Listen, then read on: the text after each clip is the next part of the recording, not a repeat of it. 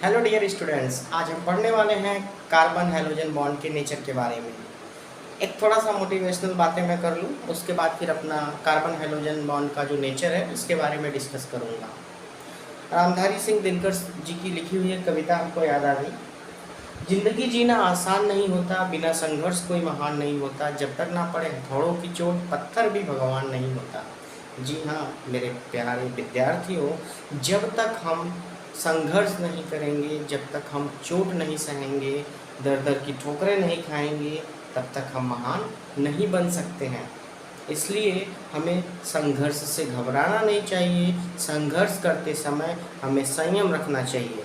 तो चलिए हम अपना इस topic nature of carbon halogen bond start करते हैं इसी नए ऊर्जा के साथ इस नए वीडियो में।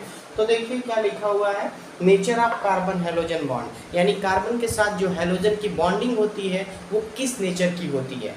जैसा कि हमने ऑलरेडी लिख रखा है आप लोगों के लिए, क्या since halogen atom are more electronegative than carbon atom, चूँकि जो हैलोजन एटम होता है वो कार्बन की तुलना में ज़्यादा इलेक्ट्रोनेगेटिव होता है, इसलिए जो एल्किल हैलाइड होता है ये एक पोलराइज्ड होता है। अच्छा, ये पोलराइज्ड मतलब होता क्या है, और ये इलेक्ट्रोनेगेटिव होने की वजह से कैसा पोलराइजेशन हो रहा है, क्या है ये, इसके बारे में हम समझेंगे इस वीडियो में। देखिए यहाँ पे जो कार्बन है और जो हैलोजन है, हैलोजन की जगह पे हमारा कुछ भी हो सकता है, फ्लोरीन भी हो सकता है, क्लोरीन भी हो सकता है, ब्रोमीन भी हो सकता है और आयोडीन भी हो सकता है। अगर कार्बन के साथ इनमें से कोई भी एटम बॉन्ड बनाता है तो वो एक पोलराइज्ड होता है, यानी पोलराइजेबल बॉन्ड का फॉर्मेशन होता है।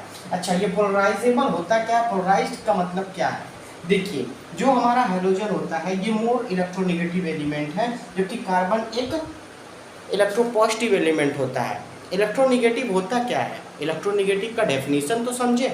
देखिए इलेक्ट्रोनेगेटिव का मतलब होता है कि ऐसा एटम जिसके पास टेंडेंसी हो अपने बगल वाले एटम से इलेक्ट्रॉन को खींचने की। Electronegativity is the tendency of the atom to remove the electron from their neighbouring atom या attract the electron from their neighbouring atom. तो यहाँ पे जो एक्स लगा हुआ है, एक्स का मतलब है हैलोजन एटम। हैलोजन में आपका फ्लोरीन भी हो सकता है, क्लोरीन भी हो सकता है, ब्रोमीन भी हो सकता है और आयोडीन भी हो सकता है।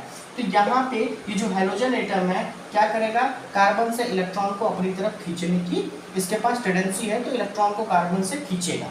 जब इलेक्ट्रॉन से कार्बन को खींचेगा तो जाहिर सी बात है, छोटे क्लास में आपने पढ़ा है कि जब कोई इलेक्ट्रॉन डोनेट करता है तो उसके ऊपर पॉजिटिव चार्ज आता है, और जो इलेक्ट्रॉन एक्सेप्ट करता है या किसी दूसरे से इलेक्ट्रॉन को ले लेता है तो उसके ऊपर निगेटिव आता है।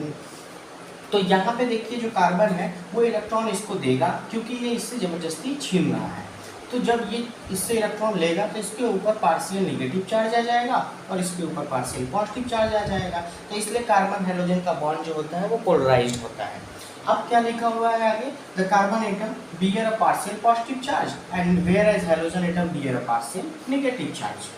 चूँकि जो ये जो साइज होती है हमारे हैलोजन एटम की, जब हम लोग ग्रुप में ऊपर से नीचे आते हैं तो साइज बढ़ती जाती है।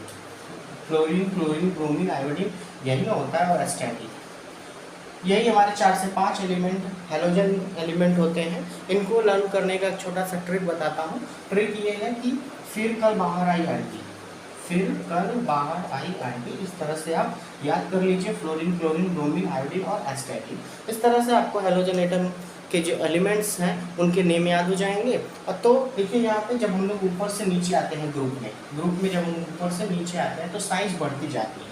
अब देखिए यहाँ पे जो फ्लोरीन है ये कार्बन के साथ में अगर कार्बन के साथ में अगर फ्लोरीन बॉन्ड बनाएगा तो यहाँ पे क्या होगा, ये जो साइज होगा फ्लोरीन का वो काफ़ी छोटा होता है, जबकि आयोडीन की साइज जो होती है वो काफ़ी बड़ी होती है। इसलिए कार्बन हैलोजन जो बॉन्ड होता है वो आपका ऊपर से नीचे आने पे बढ़ता है, यानी कि कार्बन के साथ अगर फ्लोरीन का बॉन्ड होगा तो वो काफ़ी छोटा होगा, और जैसे जैसे हम लोग आयोडीन तक आते हैं तो साइज बहुत बड़ी हो जाती है। तो सबसे स्मॉलेस्ट साइज कार्बन के साथ अगर है किसी का तो वो है फ्लोरीन, और सबसे लार्जेस्ट साइज है वो आयोडीन का।